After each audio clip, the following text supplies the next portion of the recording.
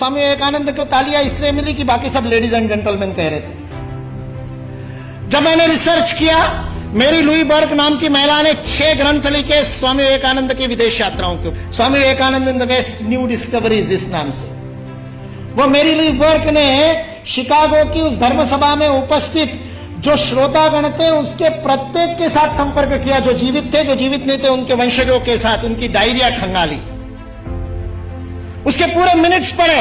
और उसके बाद में वो कहती है स्वामी विवेकानंद पहले व्यक्ति नहीं थे, चौथे व्यक्ति थे। उनसे पहले 3 लोगों ने ब्रदर्स एंड सिस्टर्स नाम का संबोधन किया था। श्रीलंका से एक बौद्ध साधु गए थे, धम्मपाल अंगीकारा, उन्होंने किया था। एक बौद्ध भिक्खु जापान से आए थे, उन्होंने भी यही बंधु और भगिनी वाला संबोधन किया था। और तीसरे प्रताप चंद्र मुजुमदार थे, जो भारत से ही गए थे, थियोसॉफिकल सोसाइटी के प्रतिनिधि थे, उन्होंने भी किया था। स्वामी विवेकानंद चौथे थे। उस सभागृह ने पहले 3 बार वो संबोधन सुना था, उसके बावजूद नाविन्य के कारण तालियां नहीं बजी थी 2.5 मिनट तक। उसके बावजूद 2.5 मिनट तक तालियां बजी, क्योंकि वहां खड़े हुए व्यक्ति के अंदर वह भातृत्व का, वह बंधुत्व का, वह अपनत्व का, वह आत्मीयता का, मेरा कोई है, इस प्रकार का बोध उस वाणी के माध्यम से श्रोताओं के साथ जुड़ा था। सुभाष चंद्र बोस बहुत जबरदस्त वक्ता थे, मुर्दे को जगा दिया उन्होंने। अपनी पूरी आजादी सेना युद्धबंदियों में से तैयार की थी। हारे हुए युद्धबंदियों के कैदियों के बीच में ऐसे प्राण फूंकते कि आजाद हिंद सेना की स्थापना हो जाए। वो सुभाष चंद्र बोस कहते आज स्वामी विवेकानंद जीवित होते तो उनके पैरों में मैं बैठा होता। उस सुभाष चंद्र बोस को किसी ने पूछा कि स्वामी विवेकानंद के शब्दों का असर क्यों हुआ, तो उन्होंने अपनी वो कवित्व में वक्तृता में कहा था, जो बात होठों से बोली जाती है होठों तक पहुंचती है, जो बात गले से बोली जाती है मेरे जैसे चिल्ला चिल्ला के वो गले तक पहुंचती है, कभी कभी गले उतर भी जाती है, लेकिन हृदय तक वही बात पहुंचती है जो हृदय से कही जाती है। और स्वामी विवेकानंद के शब्द हृदय से कहते हैं।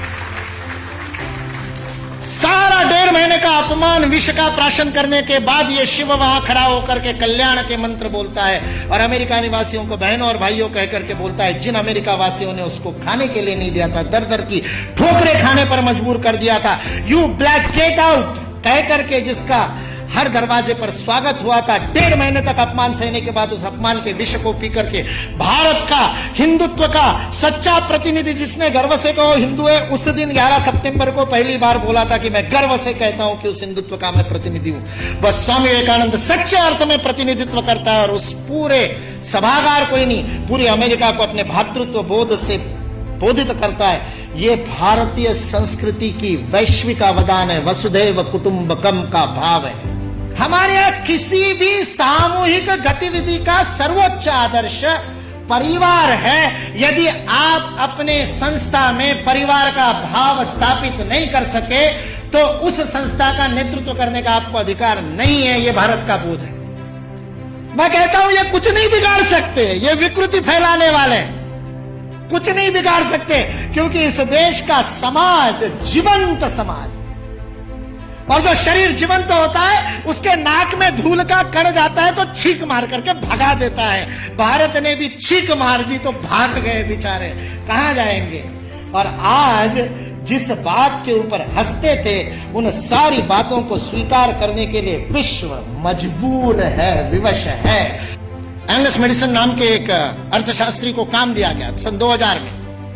जिस कालगणना की आप दोनों ने बात की, उस कालगणना में 1000 की गिनती बड़ी महत्वपूर्ण थी, क्योंकि बाइबल में लिख दिया कि 1000 वर्ष जब पूरे हो जाएंगे तो मिलेनियम पूरा होगा। और मिलेनियम का बाइबलिकल अर्थ है कि उस दिन वापस आएगा क्राइस्ट, और उसके बाद में सबका जजमेंट होगा और सबको कौन किसने पास में बैठेगा वो तय होगा, और जिसने नहीं माना होगा उन सबको जहन्नुम में भेज दिया जाएगा। 1000 साल बाद हुआ नहीं तो सबको लगा 2000 साल बाद हुआ, इसलिए 2000 बड़ा महत्वपूर्ण वर्ष था। बहुत सारे सम्मेलन हुए सारी दुनिया में, और उन सम्मेलनों के बीच में दुनिया के सर्वाधिक विकसित देशों का जो संगठन है OECD, organisation for economic cooperation and development, जिसके लिए विश्व के सर्वाधिक GDP वाले पहले 7 थे, अब 15 हो गए, 16 हो गए देशों का वह संगठन था।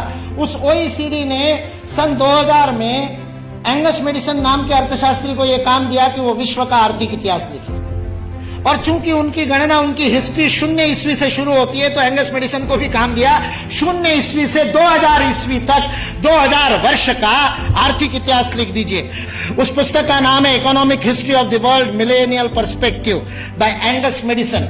OECD.org इस वेबसाइट से आप डाउनलोड कर सकते हैं। 2000 वर्ष का आर्थिक इतिहास लिखा है एंगस मेडिसन ने। और वह एंगस मेडिसन कहता है कि पहले 1500 वर्ष 0 ईस्वी से लेकर के 1490 तक, 99 तक सारे विश्व के जीडीपी में लगभग 2/3 66% योगदान देने वाला देश कोई था तो वो भारत देश था।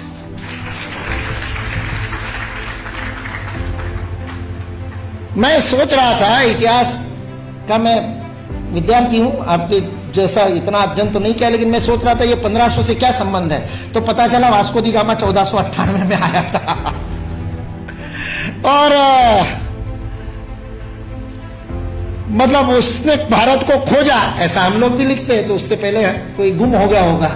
जो गुम हुआ भारत था वो विश्व के 2/3 जीडीपी को प्रोड्यूस करने वाला, और केवल प्रोड्यूस करने वाला नहीं, विश्व को समृद्धि का अवदान देने वाला, वितरण करने वाला। विल ड्यूरांड अमेरिकन इतिहासकार है, 11 खंडों में उसने लिखी है हिस्ट्री ऑफ सिविलाइजेशन।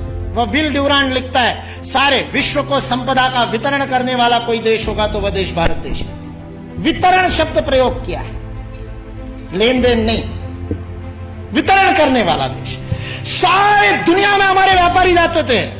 वो वास्को दी गामा को भी हमारे ये गुजरात का व्यापारी, वास्को दी गामा ने अपनी डायरी में लिखा है, वो गुजरात का व्यापारी पानी के जहाज लेकर के उसको मिला साउथ अफ्रीका में, उसको तो भारत मिला नहीं था। इसने कहा अच्छा भारत खोज रहे हैं, चलो मैं ले चलता हूं। उसको मसाले भरने थे, इसलिए वो कालीकट गया, इसलिए वास्को दी गामा को कालीकट ले गया, नहीं तो भरूच ले आता गुजरात में। फिर हमारे इतिहास वाले लिखते कि वास्को दी गामा भारत को खोजता खोजता भरूच पहुंचा। वास्को दी गामा को भारत के व्यापारी कान्हा भाई ने खोजा, मिल गया, और उसको कहते को भारत खोजना है, चल भाई मैं दिखाता हूं, चल मेरे साथ, और साथ में ले। ये वास्को दी गामा ने अपनी डायरी में लिखा है, वो बेईमान नहीं है, उसको छिपा करके इतिहास की किताबें लिखने वाले बेईमान। वास्को दी गामा की डायरी का उद्धरण दिए बिना हमारे को गलत इतिहास पढ़ाने वाले बेईमान है। वास्को दी गामा ने तो ईमानदारी से लिखा है, उसने ये भी लिखा है कि उस कान्हा भाई के जहाज मेरे जहाजों से कई गुना अधिक प्रगत थे। 40 खेने वाले लगाने के बाद भी मेरे जहाज को उतनी गति नहीं थी जो उससे 3 गुना बड़े, 3 मंजिल वाला जिसके ऊपर डेक था, ऐसे जहाज को केवल 16 नाविक खेते थे। ऐसा कान्हाबाई का जहाज था। भारत की विज्ञान और तकनीकी की स्थिति अंग्रेज इस देश में आए तब सारे विश्व से अधिक उन्नत थी। ये अंग्रेजों में से कुछ ईमानदार इतिहासकारों ने लिख करके रखा। इसलिए जो इस गलतफहमी में है कि अंग्रेज इस देश में नहीं आते तो भारत में तो कोई विज्ञान ही नहीं होता, वो इस बात को समझ ले कि अंग्रेज इस देश में नहीं आते तो केवल भारत का ही नहीं, विश्व का विज्ञान आज है उससे अधिक प्रगत होता है।